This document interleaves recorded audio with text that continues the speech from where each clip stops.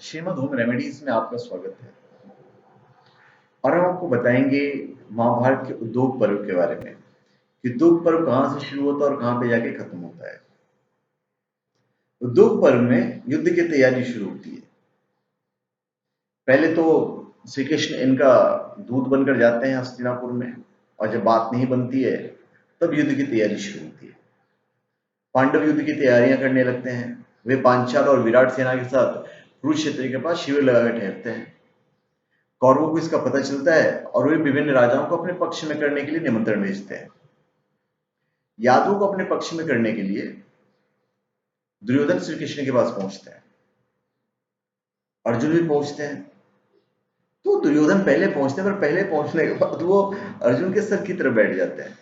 और जब अर्जुन आते हैं तो अर्जुन श्री कृष्ण के पांव के पास बैठते हैं। अभी श्री कृष्ण उठते हैं तो उनकी पहली नजर अर्जुन पे पड़ती है और बोलती है कि चलो तुम अच्छा हुआ तुम आ गए। तो पीछे से दुर्योधन बोलता है पहले मैं आया हूं, आपको मेरा साथ देना होगा। तो यहाँ पे कृष्ण कहते हैं कि देखो ऐसा है कि मैं तो युद्ध करूंगा नहीं, और वहां पे बोलते हैं कि मैं कभी शस्त्र नहीं उठाऊंगा युद्ध में। और वहां पे ऑप्शन रखते हैं कि अगर तुम चाहते ही हो कि मैं तुम्हारी तरफ रहूं तो मैं ऑप्शन ये देता हूं कि एक तरफ हमारी पूरी नारायणी सेना रहेगी और एक तरफ मैं रहूंगा, और मैं हूं जो कि शस्त्र नहीं उठाऊंगा। फ्री मांगने के लिए पहले वो अर्जुन को बोलते हैं, चूंकि नजर उनकी अर्जुन पे पहले पड़ती है, तो अर्जुन बोलता है कि हमें तो बस आप ही चाहिए। यहाँ पे दुर्योधन मनी मन बड़ा खुश होता है क्योंकि उसको नारायणी सेना मिल जाती है, और वो नारायणी सेना लेके निकल जाते हैं बड़ा खुशी खुशी। और वो अर्जुन के साथ रहने का वादा कर देते हैं श्री कृष्ण। अभी पांडवों के माहो जो शैल्य थे वो पांडवों की सहायता के लिए निकलते हैं, पर रास्ते में जो उनके पूरा सुख सुविधा का जो ख्याल था वो बड़े पॉलिटिक्स के हिसाब से, राजनीति के हिसाब से दुर्योधन ने किया था। जब शैल्य खुश होते हैं तो उन्हें मालूम पड़ता है कि सारा इंतजाम दुर्योधन ने किया है, तो उसको वचन दे देते हैं कि चलो ठीक है हम युद्ध में तुम्हारा साथ देंगे। अब यही चीज वो युधिष्ठिर से कहते हैं तो युधिष्ठिर बोलते हैं तो बल गलत बात है, आप हमारा साथ नहीं दे रहे हो, आप कौरवों का साथ दे रहे हो। तो बोलते मैं तो वचनबद्ध हो चुका हूं। तो फिर युधिष्ठिर उनसे कहते हैं कि एक काम कीजिए, अगर आप कभी अ, कर्ण के अगर सारथी बने तो आप कर्ण को हमेशा हतोत्साहित करते रहोगे। इसके लिए वो मान जाते हैं शैल। अभी श्री कृष्ण हस्तिनापुर में दूत की तरह जाते हैं पांडवों की, और पूरा हस्तिनापुर सजाया जाता है। श्री कृष्ण की आने वाले हैं तो उनकी तैयारी के लिए पूरा हस्तिनापुर सजाया हुआ है। इधर दुर्योधन जो है कृष्ण को बांध कर कैद करने की योजना बनाता है। श्री कृष्ण सभा में पहुंचते हैं और संधि की बात करते हैं।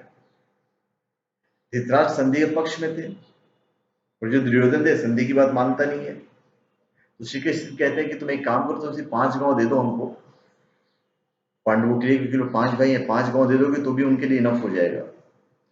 दुर्योधन वो भी नहीं मानता है, बोलता है कि युद्ध के बिना तो हम एक सुई नुक की नोक के बराबर जमीन नहीं देने वाले हैं। उसके पक्ष में दुशासन, कर्ण और शकुनी खड़े हो जाते हैं। तो फिर श्री कृष्ण कहते हैं कि देखो युद्ध टाला जा सकता है, सिर्फ 5 गांव दे दो। पर ये दुर्योधन नहीं मानता है, नहीं राजी होता उसके लिए।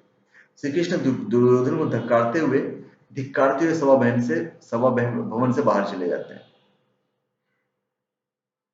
अभी कुंती और कर्ण का संवाद आता है उद्योग पर्व में, जहां श्री कृष्ण के कहने पर कुंती जाती है कर्ण के पास, क्योंकि कर्ण बहुत बड़ा योद्धा था, उसे जीत पाना इतना आसान नहीं था। तो कुंती जाके कहती है कर्ण से कि तुम हमारे सबसे बड़े पुत्र हो। तो कर्ण उनको वादा करता है, बोलता है कि मेरा युद्ध जो है सिर्फ अर्जुन से होगा, क्योंकि बहुत जगह पे वो अर्जुन की वजह से हमेशा नीचा दिखाए गए हैं, हर कैपेबिलिटी होते हुए भी। तो बोलते कि अगर अर्जुन मारा गया तो तुम्हारे 5 के 5 पुत्र रहेंगे, मैं अर्जुन की जगह पे आ जाऊंगा, और अगर अर्जुन ने मुझे मार दिया फिर तो तुम्हारे 5 पुत्र रहेंगे। और दोनों से युद्ध की तैयारियां शुरू होने लगती है। रात्रि के समय दुर्योधन ने अपने सब मित्रों के साथ बैठा हुआ था, सब सभापति के साथ बैठा हुआ था, और वहां पर भीष्म पितामह को सेनापति नियुक्त करता है। भीष्म पितामह के सेनापति नियुक्त करने के बाद कर्ण ये कह देता है कि जब तक सेनापति भीष्म पितामह रहेंगे तब तक वो शस्त्र नहीं उठाएगा। भीष्म सेनापति का पद स्वीकार करते हैं और स्पष्ट करते हैं कि मैं पांडवों का वध नहीं करूंगा, पर पांडवों की सेना का पूरा संहार कर दूंगा। उसी समय भगवान वेद व्यास उधर धृतराष्ट्र के पास पहुंचते हैं और धृतराष्ट्र कहते हैं कि मैं पूरा युद्ध देखना चाहता हूँ, मैं सब वीरों की जो युद्ध शैली है मैं वो देखना चाहता हूँ। यहाँ पे वेद व्यास संजय को दिव्य दृष्टि देते हैं और बोलते हैं धृतराष्ट्र को, तुम यहीं बैठे बैठे युद्ध भूमि में क्या हो रहा है ये पूरा का पूरा दृष्टांत जो है वो तुम्हें संजय दिखाएंगे। तो यहाँ पे हमारा उद्योग पर्व खत्म होता है और उद्योग पर्व खत्म होने के बाद हमारा शुरू होता है भीष्म पर्व।